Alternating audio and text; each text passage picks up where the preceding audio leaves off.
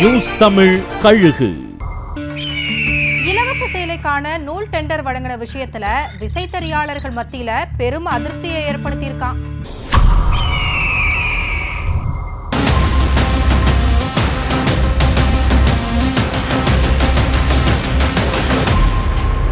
தமிழ்நாடு அரசு தைப்பொங்கலுக்கு ரேஷன் கார்டுதாரர்களுக்கு இலவச வேட்டி சேலை வழங்குறது வழக்கம்.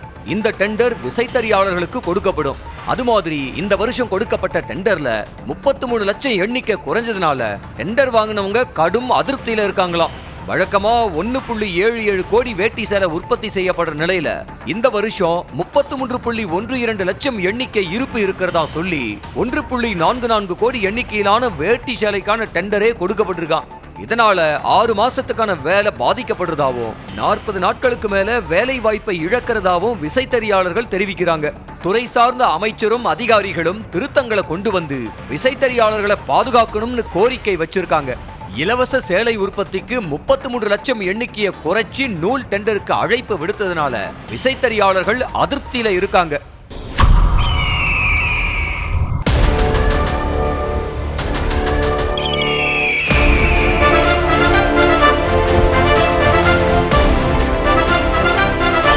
நியூஸ் தமிழ் கழுகு.